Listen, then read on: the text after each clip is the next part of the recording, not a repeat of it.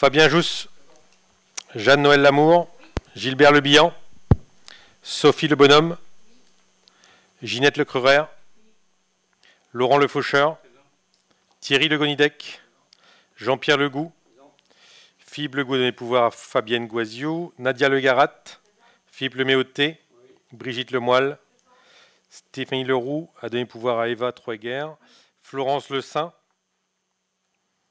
devrait arriver, Jean-Paul Levaillant, Jean-Baptiste Levert, Stéphanie Letellier,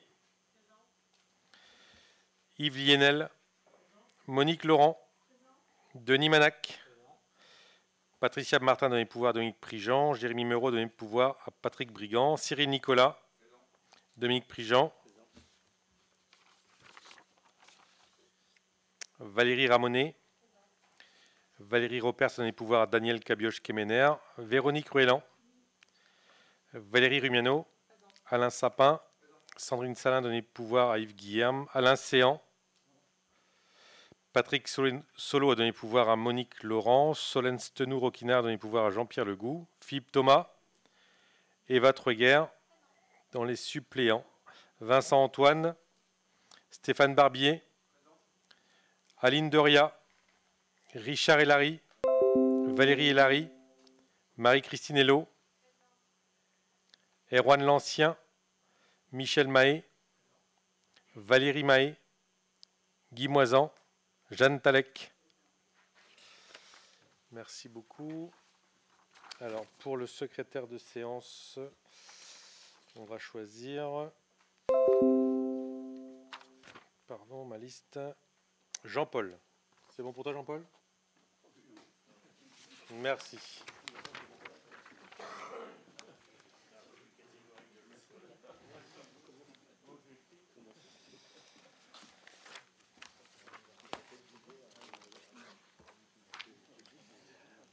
Commencer par les décisions prises par le président. Donc les premières, c'était pour les prospectives budgétaires avec l'intégration du PPI eau, avec les simulations prospectives et financières, donc au bureau Coalia. Ensuite, il y avait la sécurisation et en approvisionnement en eau avec l'installation de groupes électrogènes sur la station du télégraphe. Et puis, donc les contrôles travaux sur les communes de Plélo, Plouvara, Ploua, Le Merzer, Lanrodec et Pommery-le-Vicomte. Voilà pour le président. Et pour les décisions prises en bureau, donc concernant les déchets ménagers, validation du programme local de prévention des déchets ménagers et assimilés. Et concernant la commande publique, il y a eu un marché de restructuration du développement des énergies renouvelables. Est-ce que vous avez des questions par rapport à ces décisions? Je vous remercie. Concernant l'approbation du procès-verbal du Conseil communautaire du 28 mars, avez-vous des observations, des modifications à apporter à ce procès-verbal? C'est bon pour tout le monde? Merci beaucoup. Premier point, l'attribution d'une subvention à Terre Attitude. Donc, si vous ne le savez pas, les jeunes agriculteurs du canton de Plélo organisent cette année, donc sur la commune de Plélo, je crois, un événement donc départemental qui se nomme Terre Attitude, donc qui a vocation à regrouper un petit peu au-delà de l'activité agricole différentes animations, avec en animation phare le fameux Moise Bat Cross du dimanche après-midi, et une nouveauté cette année, c'est un concert le samedi soir ou le dimanche soir? Le samedi soir. Voilà, donc on est sollicité, comme certaines communes, je pense, à apporter une aide technique et ou financière. Et concernant les farmers communautés, donc au-delà de la partie technique qui consiste à apporter des barrières et puis un branchement en eau potable nécessaire à la restauration, je vous proposais d'allouer une subvention de 2 500 €. Quelles sont vos questions?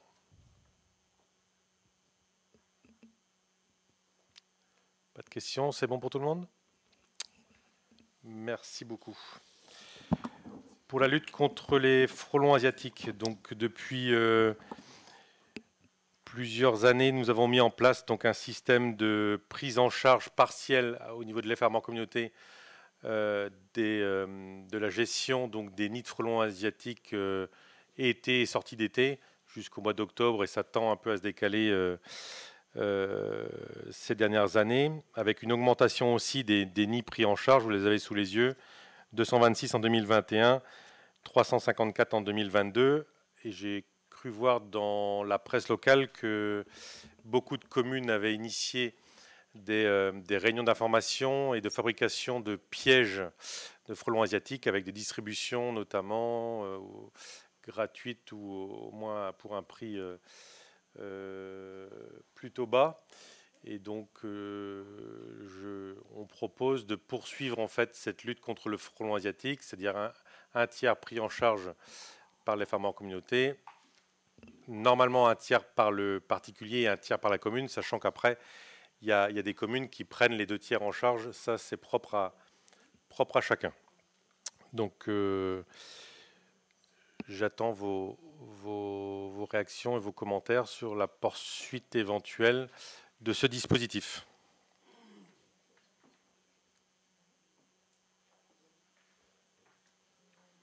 Joël. Oui, nous, sur Ploie, on a distribué près de 200 pièges.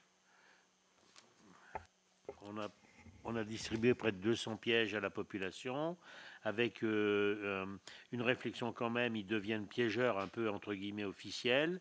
Ils doivent nous faire une comptabilité et nous rendre les pièges à la fin de la saison, sachant qu'il faut piéger très court. Qui ont les citoyens. D'accord. Ceux qui sont venus à la réunion, ils ont signé un engagement à piéger, à nous retourner les statistiques pour qu'on ait vraiment un suivi, quoi. Donc, okay. Bon, actuellement, ça piège pas beaucoup parce qu'il fait pas chaud suffisamment. Il fait pas donc, mais il faut peut-être que on piégera au-delà de fin mai, peut-être. Mais on n'a pas les consignes. On reçoit des consignes de l'organisation départementale qui nous informe régulièrement à tous les piégeurs. Donc il y a un suivi régulier et ça se passe bien. Bon, parfait. Est-ce qu'il y a d'autres communes qui veulent témoigner de leur...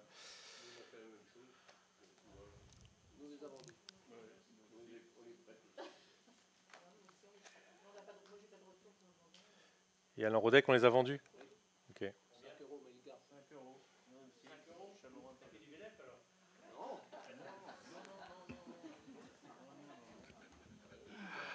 C'est important parce que dans le commerce, on trouve des pièges qui sont vendus. On a dû les payer 3,50 € nous. Et ils sont vendus 25-30 € dans certaines animaleries. Hein. Donc. Ça nous revient à 6 €, je crois. Comment? Avec la sauce, ça nous revient à 6 €. Ok. Est-ce que vous êtes favorable à poursuivre le dispositif? Concernant ce dispositif, y a-t-il des abstentions? Des votes contre? Levez bien haut les mains. Alors 2.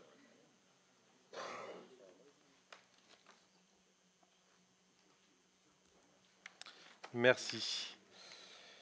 Patrick, pour les passes commerce et artisanat.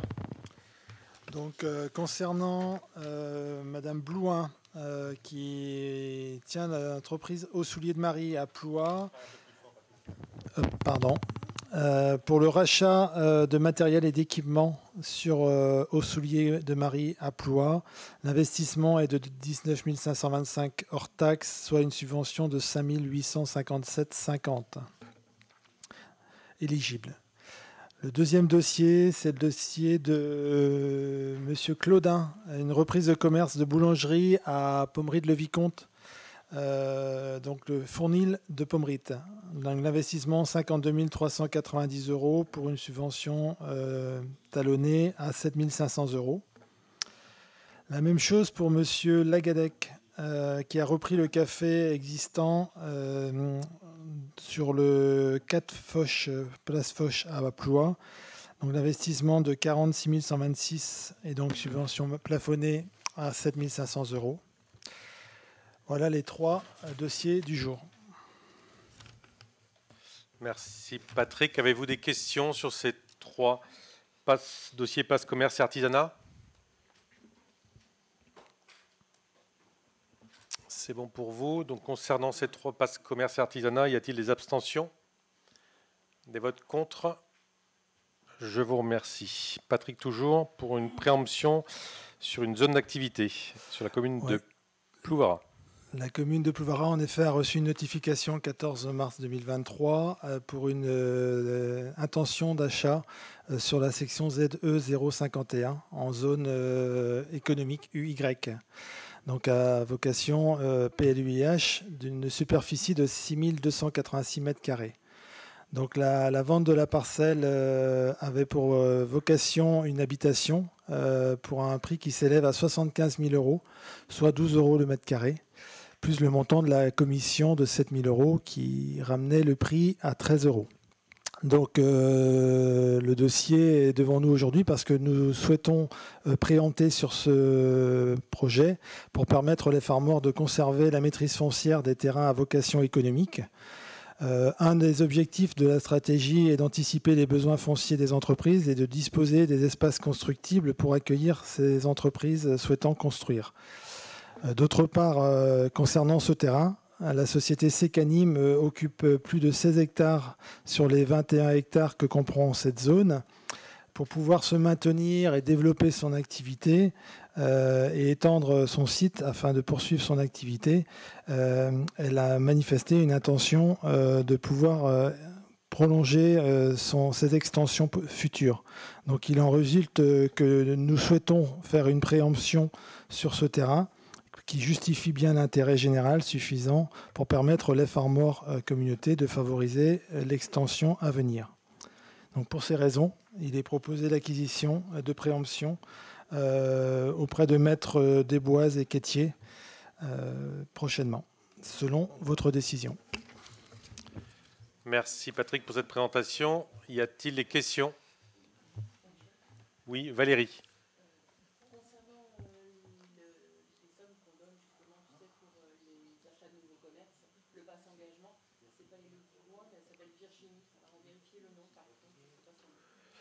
Le prénom n'est pas le bon.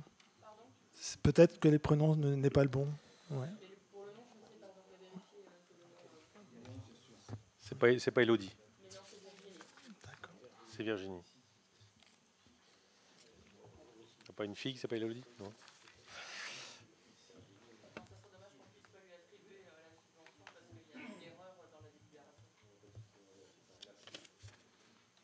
Je reviens au dossier de préemption. Y a-t-il des questions? Monsieur le maire, une observation? Non, mais c'est vrai qu'il est quand même compliqué de laisser un particulier s'installer en plein milieu de la zone industrielle à 10 mètres du portail de l'usine des Caritages. Je pense que les gens ne se rendent pas compte où ils veulent mettre les pieds. Tous les jours, c'est un balai incessant. Ouais, tous les jours, c'est vrai que c'est un balai incessant de camions, de poids lourds devant le portail. Voilà, je ne suis pas sûr que les gens se rendent compte et en les laissant s'installer, je pense que 8 jours après, ils sont à la mairie, quoi. Voilà. Donc il y a une vraie demande de l'entreprise de poursuivre son développement avec, pour votre parfaite information, donc un projet de développement qui devrait voir le jour dans les prochains mois, dont nous avons pris connaissance et un besoin de surface supplémentaire sans doute.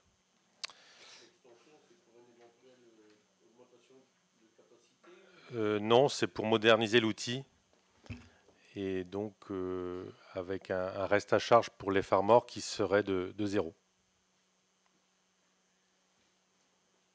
Oui. Alors, on ne préempte pas pour un privé, on préempte en prévision d'assurer notre développement économique avec... oui, on a interrogé notre avocat avant de prévoir cette délibération. Et donc,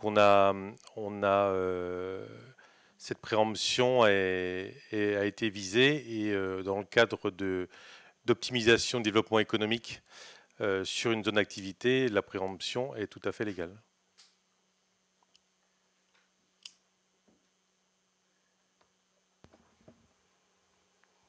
Y a-t-il d'autres questions? Oui, Véronique. Il y aura peut-être une enquête publique pour l'agrandissement de la Sécanim. Là, il y aura Suivant le projet, évidemment. Du coup, si le projet a été retoqué, on se retrouvera avec le terrain quand même sur les bras, peut-être. Non, parce qu'il y aurait forcément un besoin de ce terrain-là pour notre développement économique, qui soit lié de près ou de loin à l'usine. Mais on a vraiment besoin de terrain. Bon, il y avait une réunion PLUI-H aujourd'hui. On voit bien que le foncier, qu'il soit en habitat, en extension ou en zone de développement économique, chaque mètre carré aujourd'hui doit être scruté et on doit absolument avoir cette maîtrise du foncier demain. Si ce n'est pas pour les besoins de la Sécanim, en tout cas, on aura des besoins pour d'autres entreprises liées à une activité économique de près ou de loin liée à la société sur place, puisque pour l'instant, il n'y a qu'une société. Mais en tout cas, les demandes sont déjà présentes. C'était déjà un terrain... Bien sûr que c'est un terrain qui n'est pas destiné à de l'habitat. Hein. C'est un des terrains qui est destiné à du développement économique. Et c'est pour ça que ça vous est proposé ce soir d'ailleurs.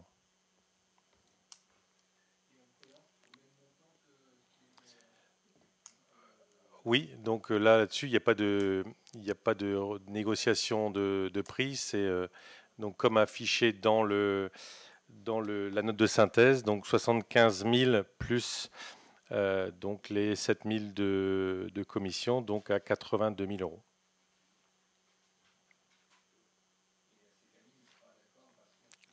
Oui.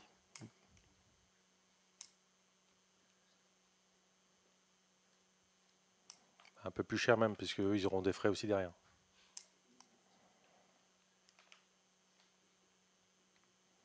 Y a-t-il d'autres questions?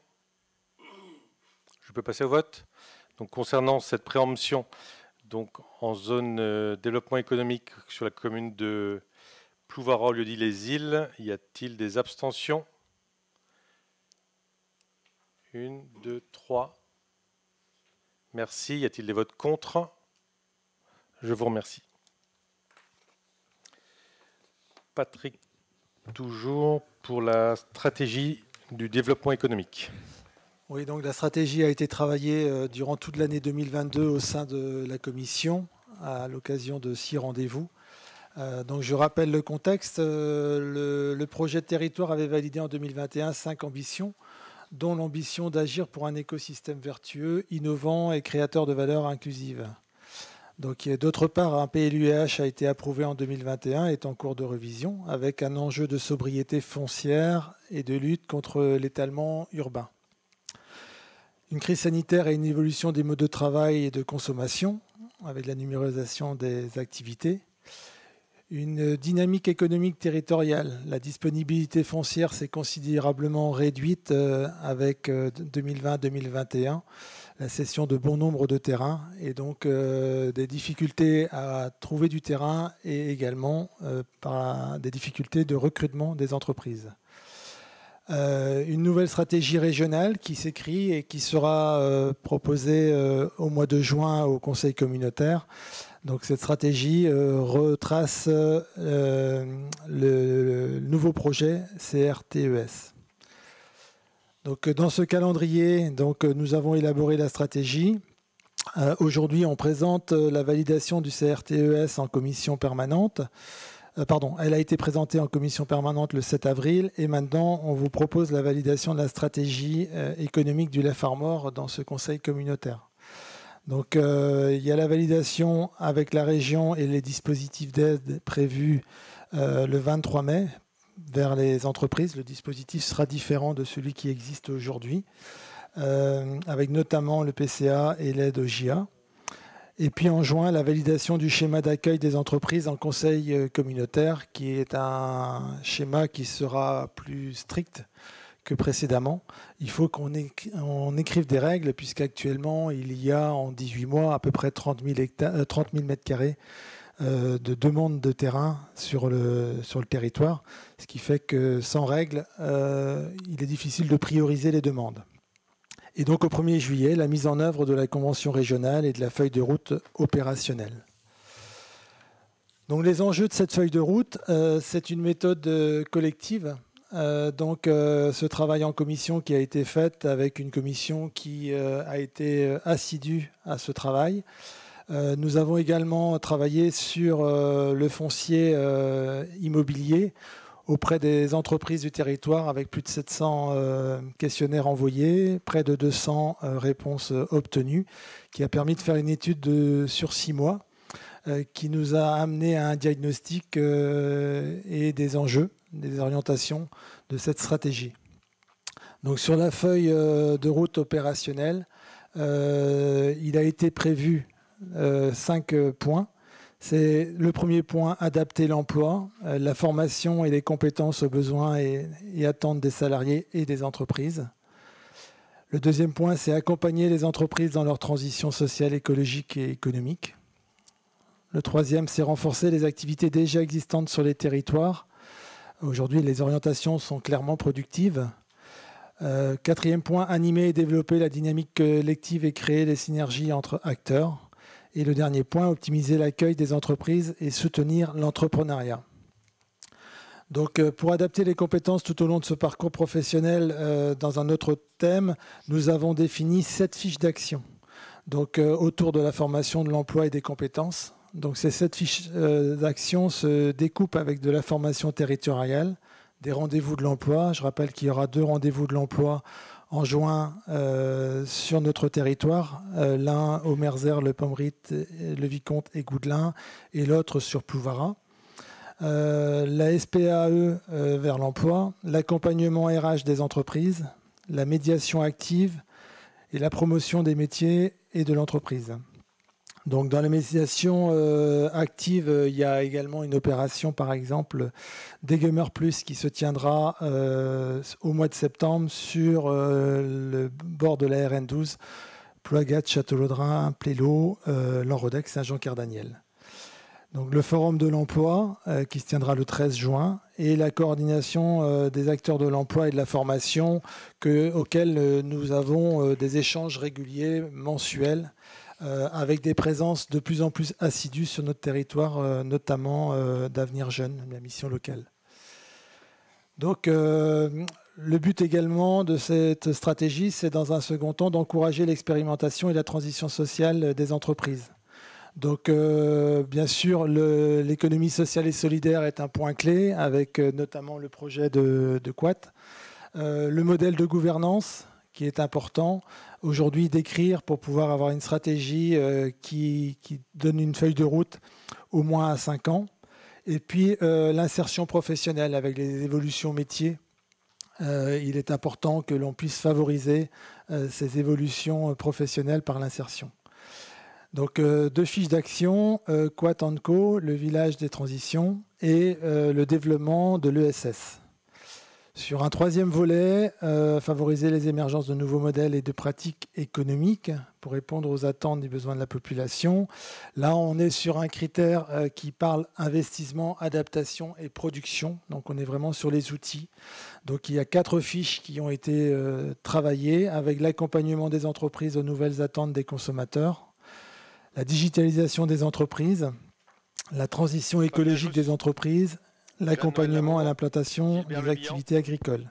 Donc, sur ces volets-là, vous en entendez parler souvent, c'est le pass commerce et artisanat. Laurent Le Faucheur, l'aide à la Thierry Le performance énergétique, Jean-Pierre Legout d'activité, Philippe Le Gaudin Pouvoir, Fabienne Guazio, Nadia Le Garat, Philippe Le Méoté, Brigitte Autre Lemoyle. volet, la coopération entre les Stéphanie acteurs Leroux, locaux, donc avec un volet animation, Florence Le Saint, partenariat, réseau.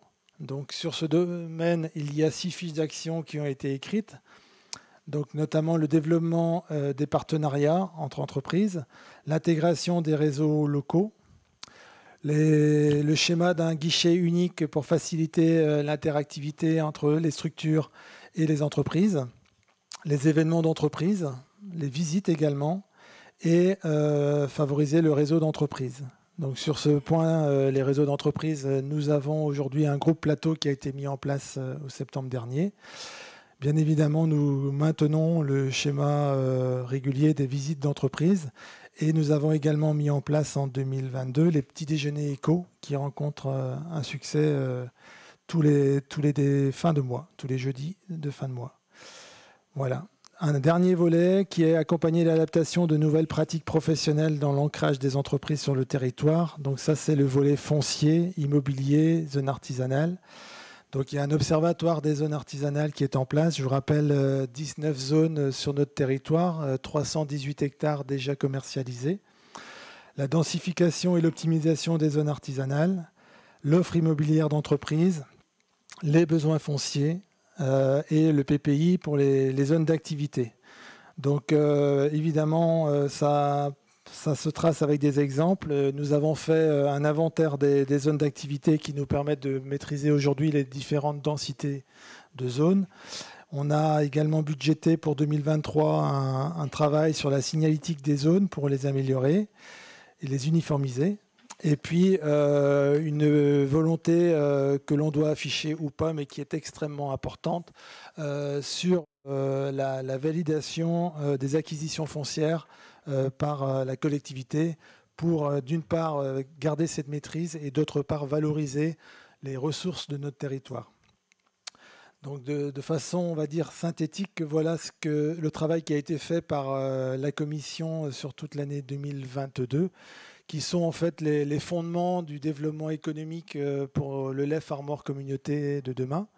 Cette stratégie n'avait pas été écrite jusqu'à présent. Il est aujourd'hui important de l'écrire parce que les enjeux sont de plus en plus importants.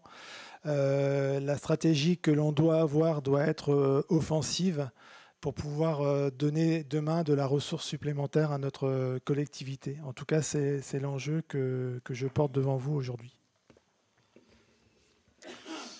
Merci Patrick pour cette présentation, le fruit d'un vrai travail de collaboration entre les membres de la commission, les équipes. Donc on voit qu'il y a eu du travail. Alors, il y a des choses qui se font déjà, d'autres à venir. Et donc on est là aussi pour échanger ce soir sur les orientations ou les questions que vous posez sur cette stratégie du développement économique à venir. Très axé sur le foncier, vous l'avez compris, mais pas que. Les actions déjà en place avec en parallèle certains projets qui sont déjà portés ou qui vont se développer. Voilà tout l'enjeu du travail de l'équipe pour les années à venir. Quelles sont vos questions? Est-ce qu'il y a des actions qui ont pu vous surprendre dans leur présentation ce soir? Ou rien ne vous surprend, c'est une évidence et on y va comme ça.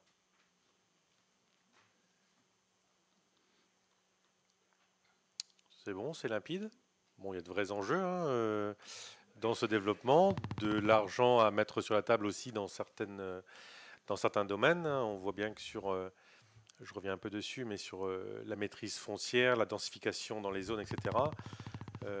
Tout un travail à faire et peut-être d'investissement demain ou de stratégie un petit peu, comme l'a dit Patrick, offensive auprès des entreprises pour céder peut-être des espaces qui n'étaient pas dédiés à du bâtimentaire avant et qui devront le devenir avec la raréfaction du foncier. Donc des vrais enjeux pour accueillir de nouvelles entreprises demain et donc de l'emploi et des recettes à terme et une vraie dynamique. Ça vous va comme ça? Oui, Alain. Attends, on va t'envoyer un micro, s'il te plaît. Devant ici, deuxième rang.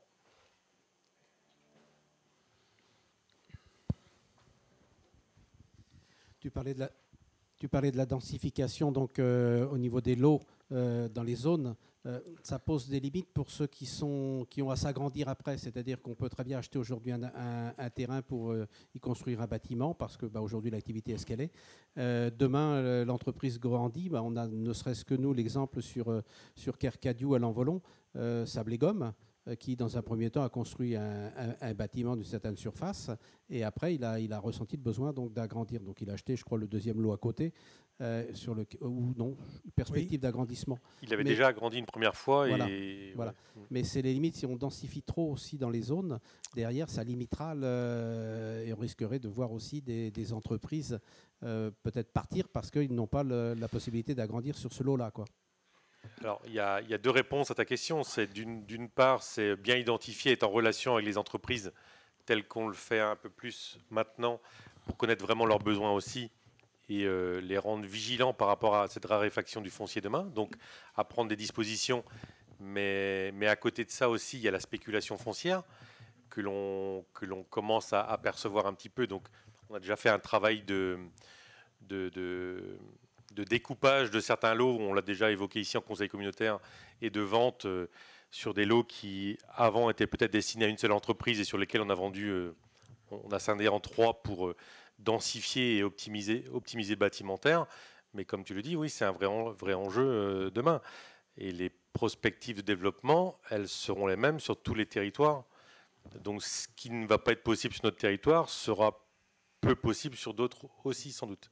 Donc c'est vrai que c'est un vrai accompagnement des entreprises et qu'ils identifient bien leurs demandes. Et on doit garder, je crois, cette maîtrise du foncier pour offrir cette possibilité à des entreprises de démarrer, comme tu l'as cité, celle que tu as démarrée sur la zone de Kergadio, et qui ont eu la chance d'avoir du terrain disponible qui n'était pas vendu aussitôt dans cette même zone et qui a permis son développement et sa situation actuelle qui est plutôt plus cohérente par rapport à ses besoins, c'est vrai, mais qui aurait pu être un peu coincé dès le départ, ça c'est vrai. Ouais.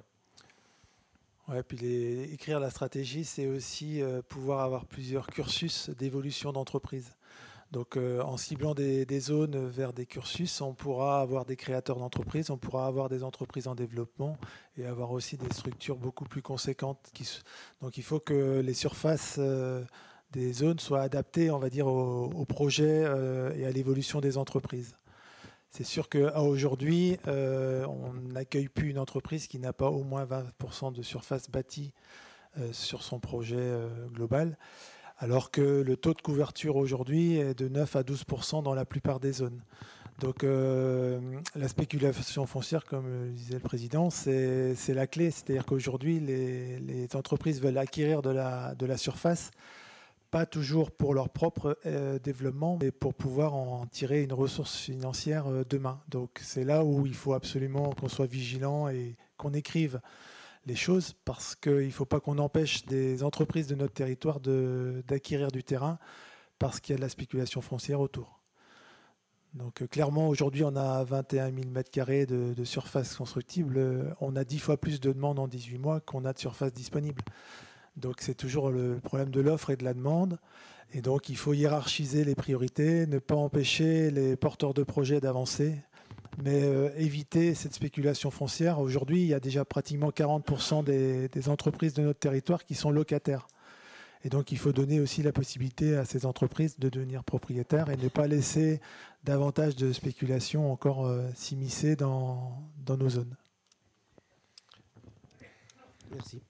La plupart de nos porteurs de projets qui veulent investir sur le territoire sont conscients de cette nécessité de faire mieux que ce que l'on faisait avant.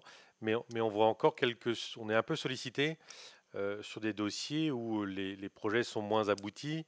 Et quand on creuse un peu, on voit que voilà, c'est plus pour faire de l'acquisition foncière sans réel projet. Donc à nous d'identifier bien la différence entre quelqu'un qui veut se lancer, auquel il faut ouvrir toutes les possibilités de réussite, et puis les autres qui voudraient faire notre travail. Et en tout cas, cette stratégie de développement économique change quand même sérieusement ce que l'on faisait avant, aménager, vendre. Et peut-être que demain, il faudra qu'on soit plus vigilant sur cette stratégie, puisque la ZAN nous oblige à des perspectives un peu plus strictes, voire très strictes. Y a-t-il d'autres questions? Donc je peux soumettre au vote cette stratégie de développement économique. Y a-t-il des abstentions? Y a-t-il des votes contre? Je vous remercie. Denis, je crois. Non, Jean-Pierre, pardon, pour un point d'étape sur Kwatandok. Oui, un peu pour compléter peut-être l'argumentation précédente, finalement faire le complément avec Kwatando en l'occurrence pour faire le point d'étape, comme tu dis. Dire qu'après le diagnostic précis du site et la mobilisation des partenaires en 2021-22, les orientations d'aménagement et de développement de Quatando sur un temps long, parce qu'on a parlé de 2022-2032, avec des projections qui pour la plupart sont prévues, mais ne sont pas certaines non plus. On a encore de la marge de manœuvre derrière. En tout cas, ce temps long a été abordé en Conseil communautaire le 8 novembre dernier.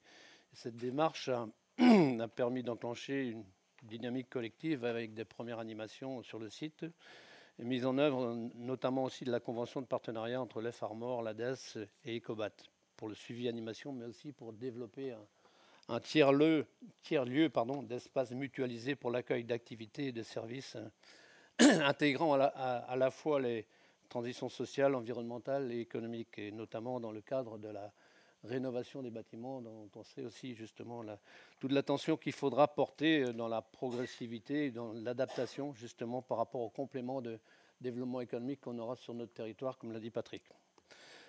En tout cas, vous dire aussi qu'on souhaite que ce projet soit un laboratoire d'expérimentation et d'innovation pour le territoire. Je dirais un tiers-lieu de transition, comme je disais, un Quatenco, c'est comme ça qu'on l'a un petit peu baptisé. Soit le collectif, le complémentaire, appel à projet en tout cas.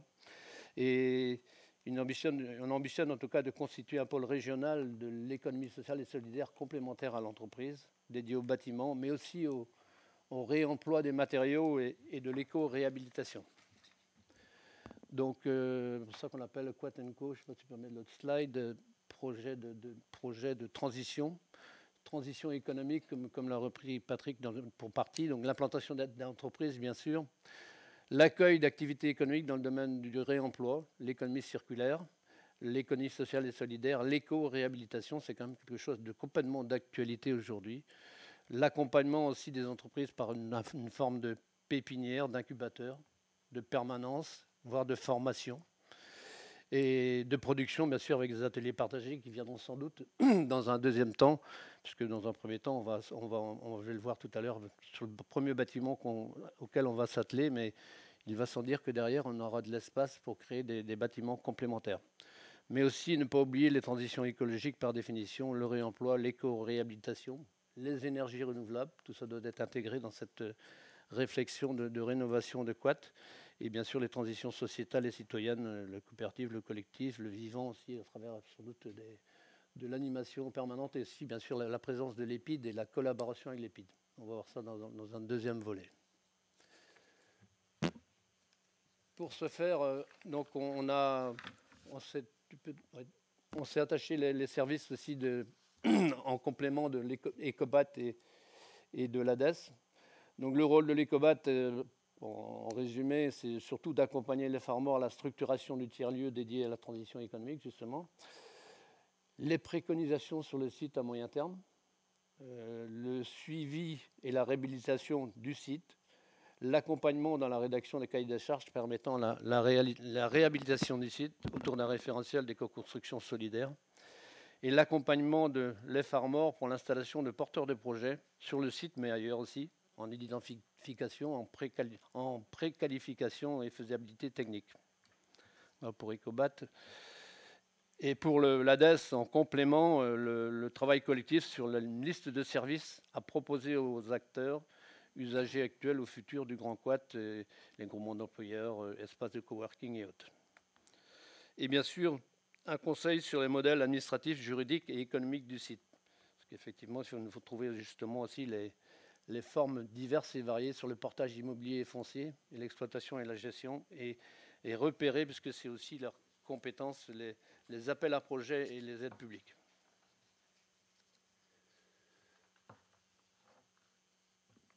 Tu es sur le... Tu as sauté un slide, non? Tu n'as pas sauté? Oui, c'est ça. Pour nous aider dans la réflexion, on a fait ce qu'on appelle des visites inspirantes, pour lesquelles on a sollicité quelques personnes.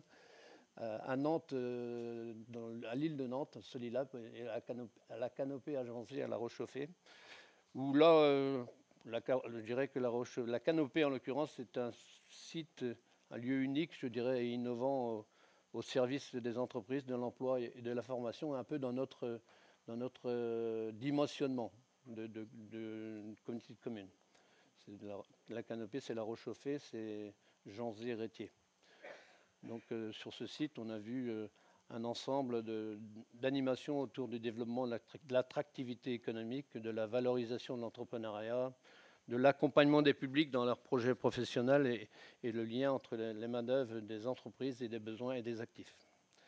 Sur Nantes, c'était plus dimensionné, mais c'est aussi très très intéressant parce qu'on est dans un contexte foncier justement très très contraint et avec souvent des coûts aussi qui sont différents, mais en même temps une bonne gestion d'espaces individuels, d'espaces de stockage, de coworking et de services associés.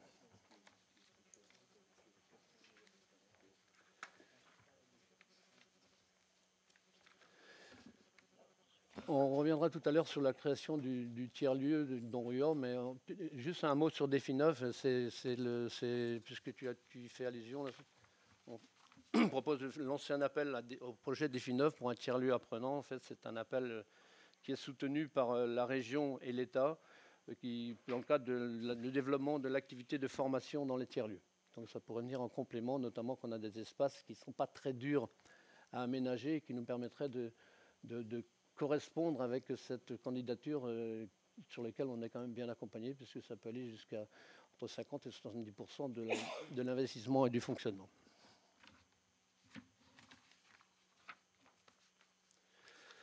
Un zoom sur Donruat. Donc Donruat, il faudrait le placer déjà. On peut le placer, vue générale, je ne sais pas, on va revenir, ouais. En fait, pour ceux qui connaissent le site, c'est assez facile. En fait, c'est l'ancienne maison de retraite. Hein, c'est ce qu'il y a derrière. On la voit derrière la chapelle qui est en premier lieu ici. Et puis, surtout sur la zone qu'on va réhabiliter, enfin, qu'on va surtout curer, réhabilitation temporaire, modulable, bien sûr, Maison Blanche, château et ancien self. Donc, le Donruat, c'est donc la maison de retraite historique avec un dimensionnement qu'on va voir tout de suite sur le prochain slide. Voilà, donc vous voyez, donc il y a deux niveaux,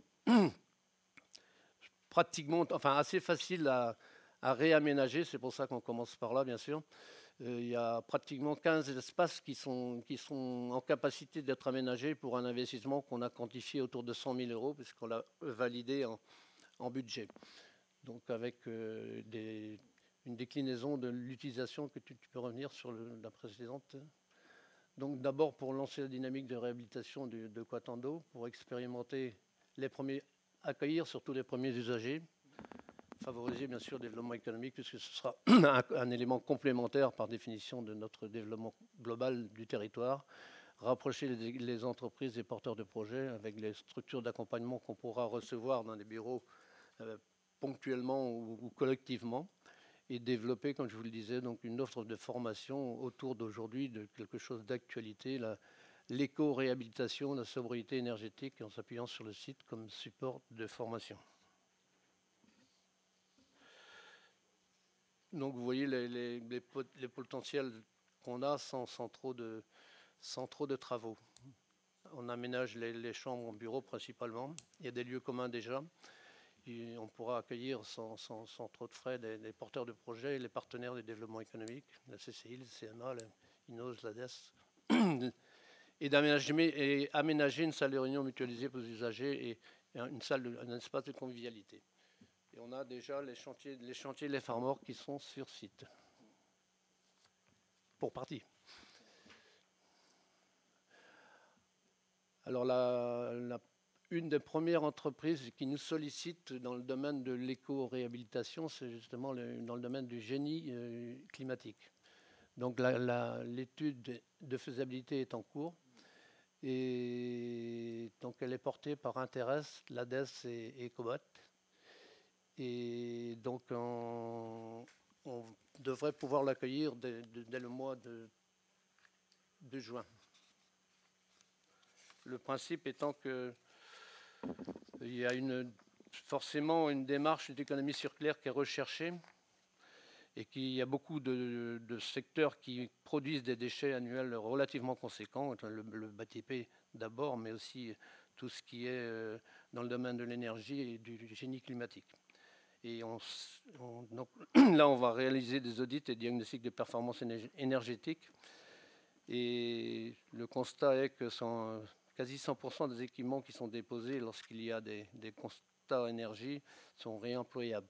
Donc c'est une entreprise d'insertion qui sera accompagnée par l'État et dont on peut produire des espaces assez rapidement dans un des sites d'enseignement historique.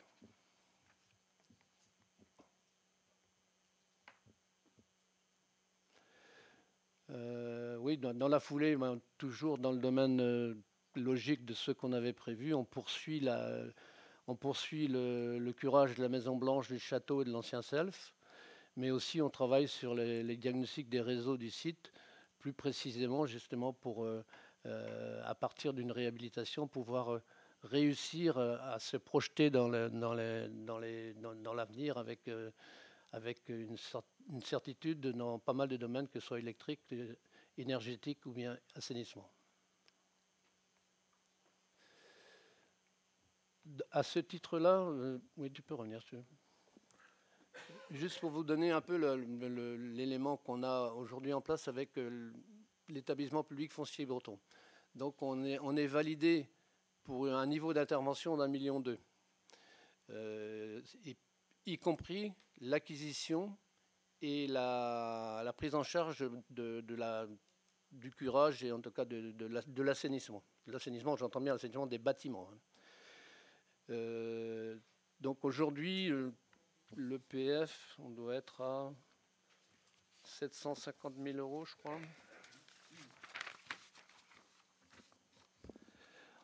Donc ils nous ont accompagnés pour 480 000 euros pour l'acquisition et 245 000 euros pour la phase démolition.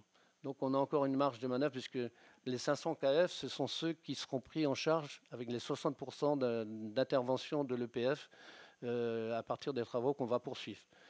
On se dit qu'on n'aura pas toujours le temps de les faire tous si on veut aller dans la progressivité qu'on souhaite. Et l'idée, c'est peut-être de chercher à d'avoir une proposition, de lancer une proposition de rallonger le portage par le PFB de manière à avoir aussi une prise en charge complémentaire pour la mise à niveau de l'équipement. Ce qui serait jusqu'à 60% de l'équipement, c'est pas rien. Du nettoyage, c'est pas rien. C'est des chiffres conséquents et a priori, ça pourrait être proposé.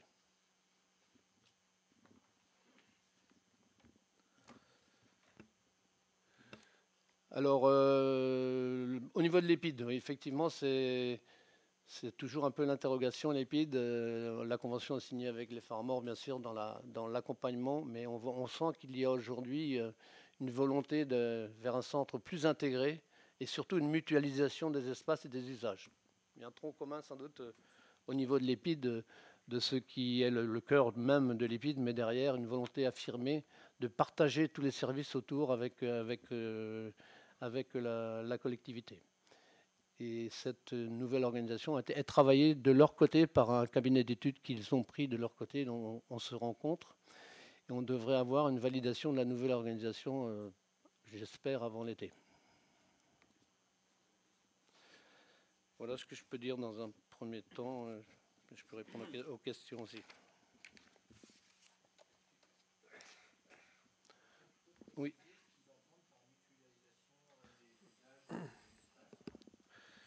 Ouais. Globalement, c'est tout ce qui n'est pas, je dirais, chez eux, un peu statutaire, quoi. En fait, je vais reprendre un peu juste sur ce point-là, Jean-Pierre. Depuis le début de nos échanges sur l'optimisation du foncier et la réhabilitation des bâtiments qui nous paraissaient évidents pour l'accueil du CAP 150 élèves volontaires du futur centre EPID, on leur explique depuis le début qu'en mutualisant les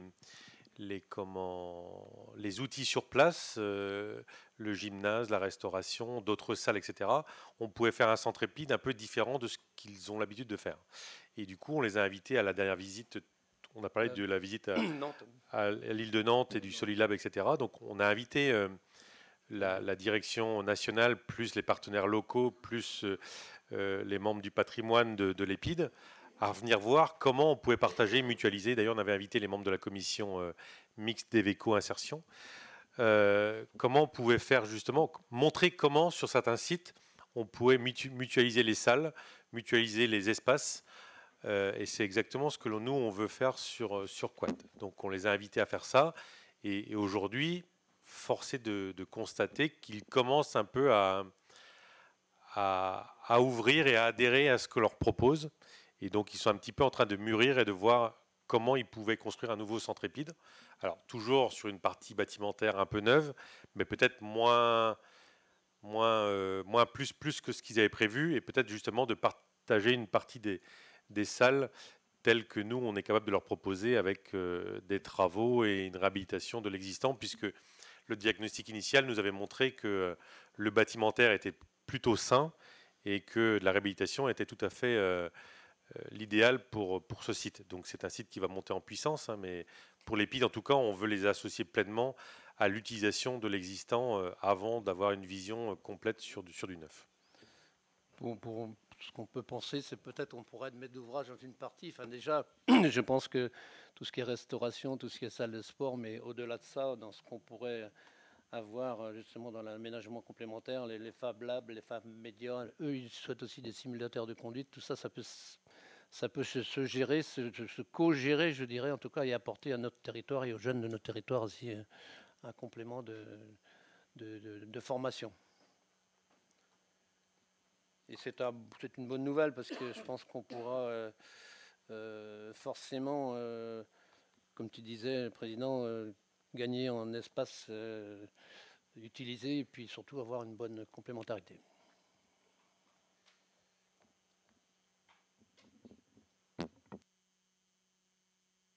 Merci Jean-Pierre pour cette présentation. Et donc avec cette dernière slide là qui est donc en fin septembre, l'inauguration des travaux d'Ondrua qui viennent de vous être présentés, donc et avec l'accueil des premières entreprises dès septembre ou dès juin, ou en tout cas qui seront présentes pour cette journée d'inauguration en septembre, et une journée d'ouverture au public pour garder ce dynamisme initié lors de On fait Quat l'année dernière. Donc c'est vrai que c'est un site qui interroge beaucoup parce que c'est nouveau, c'est pas l'organisation habituelle qu'on a pour faire du développement économique, parce que c'est bien ça dont il s'agit aujourd'hui. Donc les premières entreprises vont être accueillies. La semaine dernière, vous avez peut-être vu dans la presse que nous avons accueilli sur le territoire le président de la région qui venait inaugurer la 300 millième prise fibre optique sur la commune de Pléguien. Et lors d'une entrevue précédant cette inauguration, on a pu échanger justement sur ce site de Quat qui est unique au niveau régional, unique parce que l'EPID est le seul, mais unique aussi parce que dans le cadre de les projections que l'on veut faire, en tout cas, c'est complètement innovant. Donc c'est vrai que ça interroge beaucoup, mais on voit que l'adhésion des premières entreprises à venir se saisir du réemploi et de ce que l'on avait voulu initier dès le départ a l'air de fonctionner. Donc il faut s'en féliciter, et régulièrement on vous fera un point d'étape sur les avancées et le développement de ce site. Et en tout cas, prenez déjà vos agendas pour acter. On n'a pas acté la date définitive, mais pour fin juin, il y aura une journée de découverte, plus des premiers travaux dans ce bâtiment d'Ondrua. Est-ce que vous avez des questions, chers collègues? Non. On est peut-être un peu prétentieux sur les dates, mais enfin, on sera pas loin de ça pour la fin d'année en tout cas.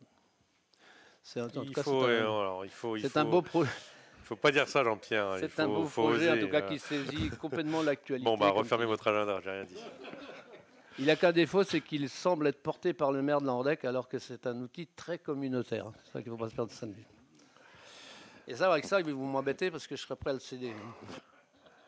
Merci Jean-Pierre pour cette présentation.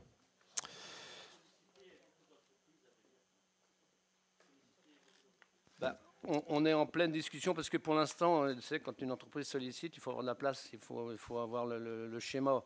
Et donc, on est en train de le construire. C'est un peu le pendant de ce qu'on a dit tout à l'heure pour le développement économique.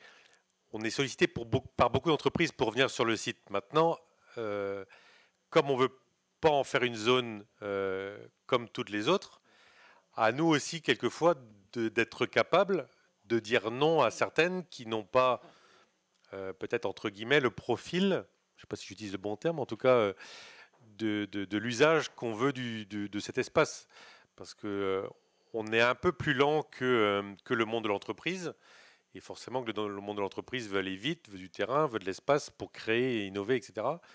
Et nous, dans notre optimisation justement du bâti, quelquefois ce que l'on propose n'est pas en phase. Donc à nous aussi de travailler, et ça met un peu de temps sur les propositions qu'on est capable de faire pour accueillir des entreprises. En tout cas, certaines ont répondu présentes, et on s'en félicite. Et je sais qu'il y a déjà d'autres projets dans les tuyaux pour le site. Donc il faut faire les bons choix et ne pas se laisser dépasser par les demandes.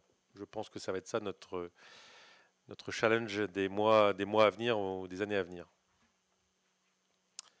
Est-ce qu'il y a d'autres questions, d'autres interventions? Je vous remercie. Merci Jean-Pierre. Joël va nous faire un petit bilan de la saison Left Dance qui a été une vraie réussite. Oui, tout à fait. Merci. Donc Left Dance du mois de mars 2023, du 15 au 25 mars. Donc on va vous présenter en deux parties. La partie théoriquement plus hors les murs, c'est-à-dire dans les 11 communes, et la partie au Petit Écho de la Mode, puisqu'on s'était engagé à ne pas diminuer les prestations au Petit Écho de la Mode, rappelez-vous. Donc spectacle hors les murs. Ça, c'est les compagnies, le petit duo, les cas cliniques, les danses normales, point bac, 7 samouraïs, donne-moi la main, et le bal du tout du monde, qui est une belle réussite à Pommerit. 746 spectateurs, 84% de taux de remplissage, alors que la dernière fois, nous étions à 70. Sur chaque commune, donc là, les jauges vous paraissent un peu petites, 25 spectateurs, 30 spectateurs, mais c'est en fonction des lieux d'accueil. Donc, on fait avec ce que les communes nous proposent. Donc, vous avez le Fawet, après vous avez Goudelin, le Fawet 35 spectateurs, le 50, Goudelin 35, Saint-Pévert 45. Ensuite, Plélo 63 spectateurs, 90% de remplissage. Plouagat, c'est fait, 56, 50 de l'autre côté Tressigno. Les collèges, une séance, 60 élèves. Ensuite, Goudelin, 37 spectateurs. Là, c'était un petit peu plus faible, mais on a eu les scolaires avec Pléguin, 36 élèves, l'Envolon, 50 élèves, le Merzer, 51 élèves, et Ploie, 52. Ensuite, pour Pommerit, là, 100 spectateurs, un taux de remplissage à 100%, c'était le bal. Une belle réussite. Ça sera renouvelé. Ensuite, le bilan financier, donc j'avance. Le bilan financier, nous sommes en dépenses à 47 951. La partie artistique pour 25 000. La partie logistique pour 11 000. La partie technique pour 9 000. Et la partie vidéo pour 2 000. Les recettes, la billetterie scolaire, 726. Et la billetterie au public, 1300. Rappelez-vous que les tarifications étaient très basses. Les recettes, c'est 17 000. Nous avons le conseil départemental des Côtes-d'Armor pour 12 000 et la DRAC pour 5 000. Ensuite, le Petit Écho de la Mode. Nous avions les déclinaisons de la Navarre, Life Insurance, Pot de Serre, c'est toi qui en adore, 450 spectateurs, 83% de taux de remplissage. Pour la déclinaison, nous avions une séance 120 spectateurs, 67%, l'autre spectacle 160 spectateurs, 89%, le double plateau 170 spectateurs pour 94%. Ensuite, la partie dépenses, nous sommes à 26 112, la partie artistique pour 14 000, un petit peu plus, la partie logistique pour 4 800, la partie technique pour 6 400 et la vidéo pour 429. Et les recettes, la billetterie scolaire 141 €, la billetterie publique 1889.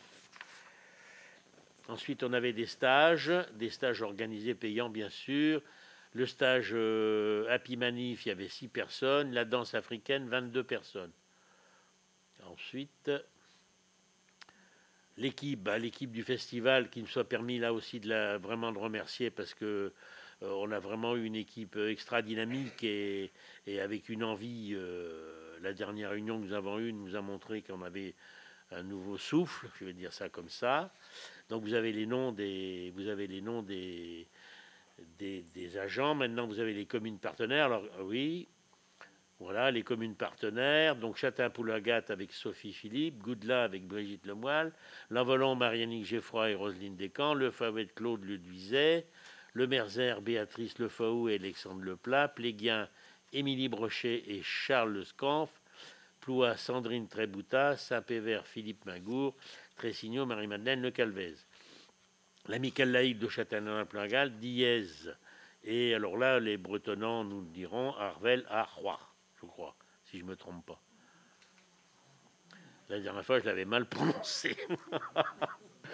Les supports de communication, ben, vous avez un peu par les communes participantes, tout ce qui a été fait, ça a diminué quand même. Là, il y a eu un gros travail des équipes pour diminuer pratiquement de 50% les supports communication. Voilà. On a eu une chance ou un combat qui a été mené par les équipes pour obtenir une diffusion sur les abribus par le département. Là, je pense qu'on a été extrêmement bien servi. On espère que ça se reproduira l'année prochaine. Non, dans 2 ans, pardon. Là, on a été vraiment bien servi dans les abribus par le département. Ensuite, vous avez le côté un petit peu économique, les hébergeurs, les repas qui ont été pris, vous voyez, un petit peu partout. Donc, c'est aussi la culture, c'est aussi de l'économique. Hein. Ensuite, alors le bilan financier, au total, nous sommes à 77 000. La partie artistique est à 39 458. La partie logistique est à 16 425, la vidéo à 2 440, la communication à 2 900, les SACEM, c'est en cours, les billetteries pour 867, la billetterie tout public pour 3 190, les ateliers pour 470 €. Et les recettes sont de 17 000, le conseil départemental et la DRAC Bretagne. Voilà, qu'est-ce que nous avons encore à dire ? Donc je peux faire, c'est bon, c'est tout, c'est bien. Ouais.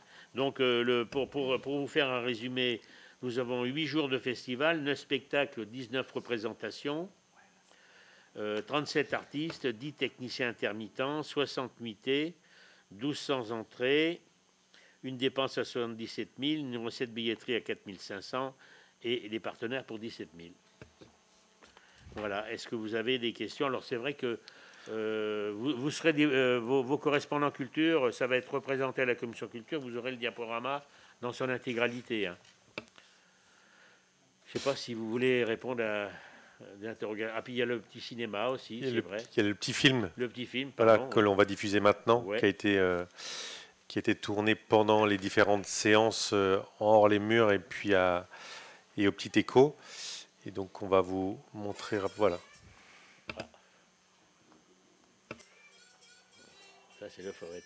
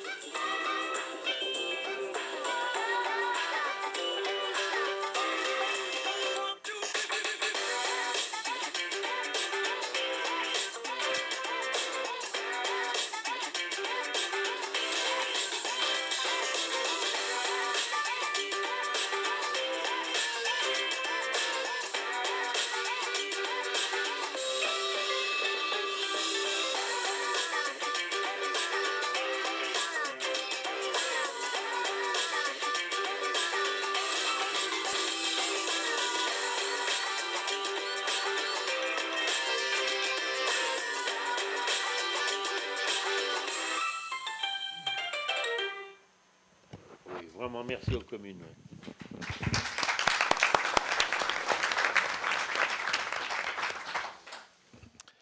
Merci à tout le monde. On continue avec Denis. On arrive dans du plus terre à terre. On arrive dans l'énergie et puis la convention avec l'ALEC. Donc on a eu une belle journée ici à Blanchardot, où on a reçu donc le premier vice-président de la région et puis le directeur national de l'ANA, de France Rénov, et puis Jean-Marc Labbé, donc le président de l'ALEC, avec lequel on a signé une convention et dont Denis va vous parler.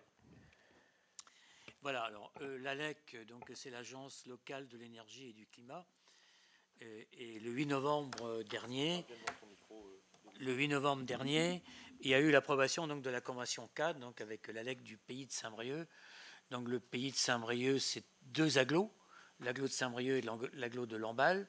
Et donc on a rejoint donc dans ce cadre-là l'ALEC. Alors on représente là 260 000 habitants sur 600 000 que fait le département.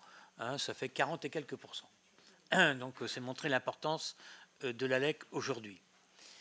Et depuis janvier 2023, on démarre donc des permanences Conseil France Rénov, donc par l'ALEC. Il y a donc 2 demi-journées par mois, ici à Lanvolon et à Château-Laudrin. Et Jean-Michel vous a parlé donc de l'inauguration du 4 avril 2023, où il y a eu donc l'inauguration officielle de l'espace Conseil France Rénov. Alors, on est là dans un réseau qui s'appelle France Rénov et dont vous voyez de la publicité partout, dans les journaux et même à la télévision. C'est un réseau public. Et c'est la région qui a donc la compétence au niveau de la Bretagne, et elle travaille en liaison donc avec les EPCI. Donc toutes les EPCI de Bretagne ont adhéré donc à France Rénov, au réseau France Rénov. Il restait 2 EPCI qui n'avaient pas adhéré, c'était nous et GPA. Nous, c'est fait, et GPA, c'est aussi en train de se faire. Mais nous avons une obligation gouvernementale d'avoir donc une animation pour un espace, donc Conseil France Rénov, et qui est maintenant mis en place. Alors cette convention d'application, donc c'est un accord cadre triennal avec l'ALEC qui a donc été adopté, et on définit donc chaque année un programme de travail partagé donc en fonction des priorités du territoire. Et pour 2023, le partenariat est structuré autour de 3 actions. Donc il y a des animations d'espace, celui donc qu'on vient d'inaugurer, Espace Conseil France Rénov. Et ensuite, il y a une animation qui s'appelle un programme que vous allez entendre de plus en plus et dont vous avez déjà entendu parler, le dispositif SLIM. Ça concerne les ménages très modestes. Un ménage modeste, très modeste, c'est quoi? C'est un ménage qui, pour un couple, gagne moins de 2 000 € par mois. Et donc là, il y a donc un repérage qui est fait pour aller voir ces ménages modestes qui ne se font pas connaître forcément, et chez qui on peut faire des réparations, des petites réparations. C'est l'exemple de changer un thermostat ou autre, et il y a donc des kits pour ça. Et donc vous allez voir qu'il y a une certaine somme qui est mise dans ce cadre-là. Voilà donc pour la partie précarité énergétique. Et puis il y a l'animation alors au niveau de la transition énergétique, donc c'est dans le cadre des PCAET dont on parle, mais là on est au service environnement que Dominique s'occupe.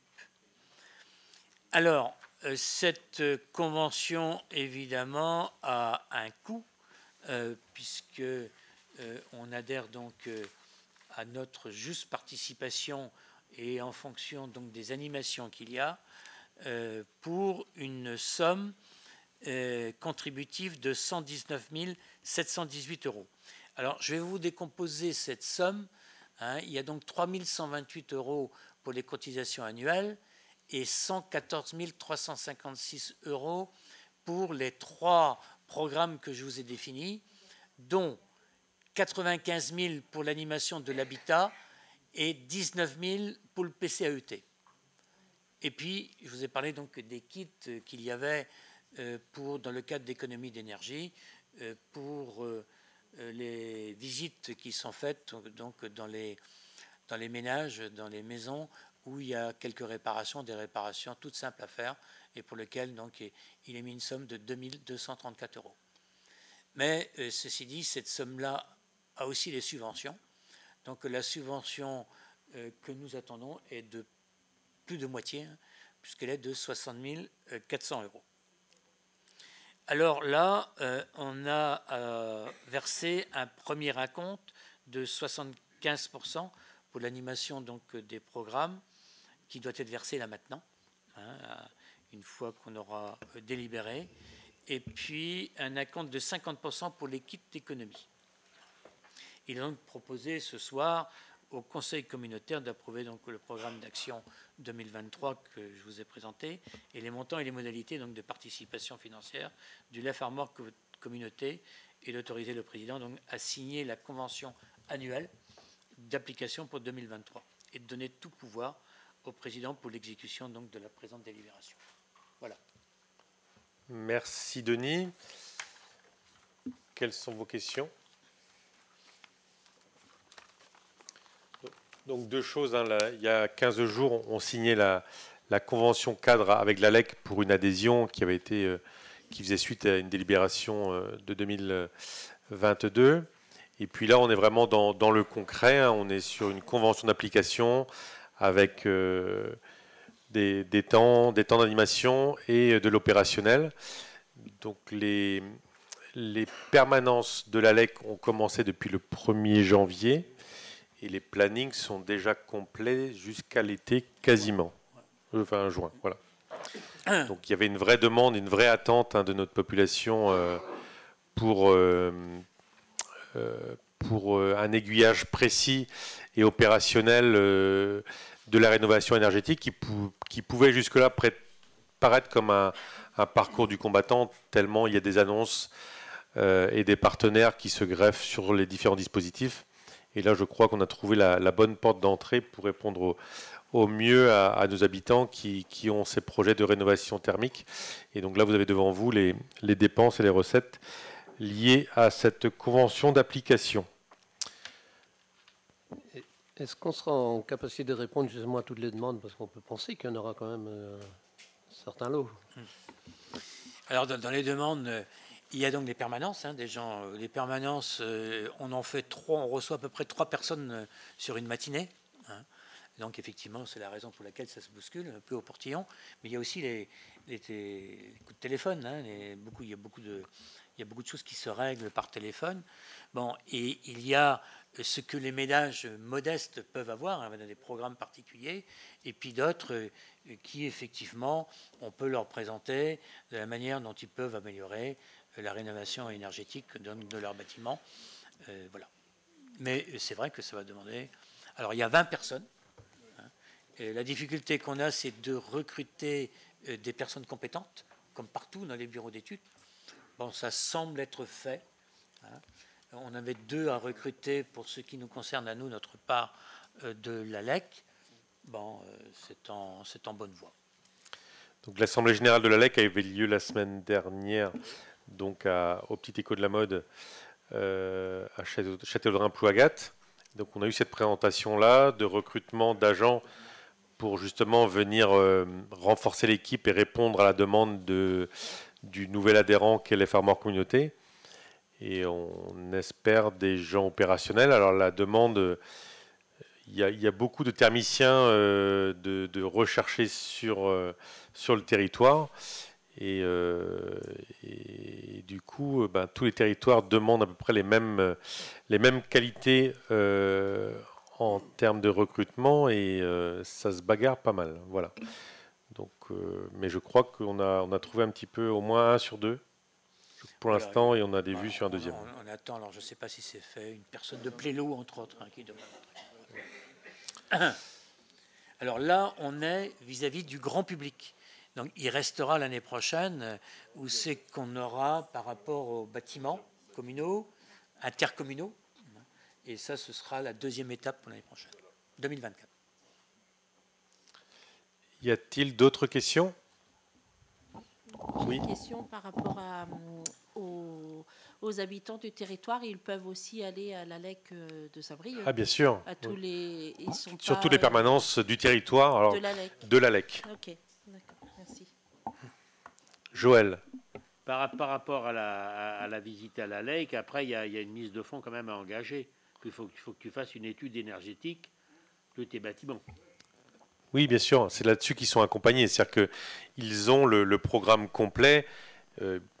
C'est pas l'isolation à 1 euro. Hein. Non, voilà, non, on est d'accord. Il y a un vrai dossier à monter d'accompagnement avec des subventions en parallèle. Mais oui, l'accompagnement, il va de A à Z et sur l'accompagnement des diagnostics, etc. Enfin, Joël nous parle de ça parce qu'il connaît le sujet, il a été le faire. Donc il a... Voilà. Y a-t-il d'autres questions? On peut passer au vote. Donc concernant cette convention cadre telle qu'elle vous a été présentée ce soir, y a-t-il des abstentions? Y a-t-il des votes contre? Je vous remercie. Avant de clôturer la séance, est-ce qu'il y a des prises de parole? Philippe. Par rapport à une enquête qui a été mise en ligne sur la mobilité, c'est sorti en fin de semaine dernière, une enquête pour mieux se déplacer demain. Donc c'est accessible sur le site de l'EFARMOR. Donc c'est accessible à tout le monde. C'est non nominatif. Ça dure 5 minutes en gros pour répondre au questionnaire. Merci Philippe. Donc n'hésitez pas. Donc c'est accessible sur le site de l'EFARMOR? C'est accessible? Bon. Et on peut relayer. Parfait. Donc si, chers collègues maires, si vous pouviez faire le relais par vos réseaux d'information habituels, ce serait parfait. Patrick. Oui, on a convenu lors d'une réunion semaine dernière de parler dans les questions diverses de la Journée nationale du commerce de proximité. Donc sur l'initiative de Monique, nous, pour le l'EFARMOR, on a souhaité proposer à l'ensemble des communes du territoire une animation qui se tiendrait le 14 octobre. Donc la semaine dernière, on s'est réunis. Il y avait 6 communes qui étaient représentées. Donc pour vous dire, cette animation, elle a pour vocation de mettre en évidence le commerce de proximité. Donc c'est de la mutualisation entre communes d'une action. Donc l'EFARMOR porterait le projet, mais chacune des communes devrait être un relais d'information auprès des artisans et des commerçants de vos communes. Donc le schéma serait le même dans toutes les communes. Chaque commune a une participation de 197 € à sa charge et chaque participant au sein des communes a à prévoir un budget de 41 €. C'est un schéma qui est déjà écrit pour une bonne partie. Il faut simplement donner de la traçabilité collégiale à cette action. Donc il y aura un système d'affichage, il y aura des flyers, il y aura peut-être des banderoles selon ce que les communes décideront. Donc il y a un rendez-vous que je vous invite à noter le 23 mai prochain à 17 h, en amont justement d'un prochain rendez-vous communautaire, pour justement ficeler le cadre de cette action. Mais les communes qui ont 2, 3, 5 commerçants artisans sont aussi concernées par cette opération. C'est justement l'objet, c'est de la mise en valeur collective du commerce de proximité.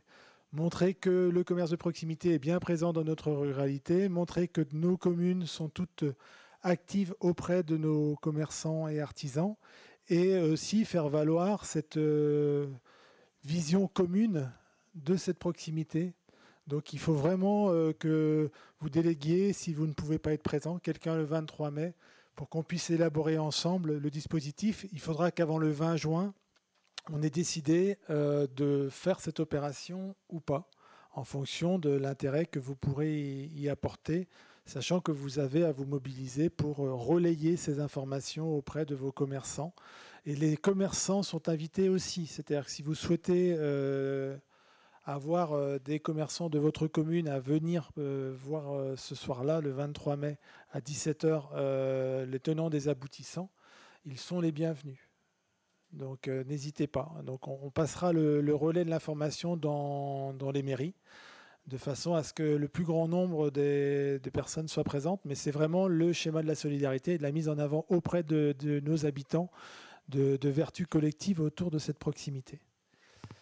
Et le deuxième sujet, c'est un sujet sur l'emploi qu'on a évoqué cet après-midi. On était trop peu nombreux et pourtant c'est très important. C'est une intervention que la Cité des métiers aura le 15, 16 juin et le 23 juin sur les territoires de Pommery-de-le-Vicomte, le Merzer et Goudelin. Alors évidemment, on a invité aussi les communes avoisinantes, comme Saint-Gilles-les-Bois, comme Bringolo, j'en oublie. Et donc, il faut vous sentir concerné par ça. C'est un schéma vers l'emploi. C'est permettre de mettre déjà en évidence les entreprises de votre territoire qui sont en recherche de collaborateurs et qui n'en trouvent pas.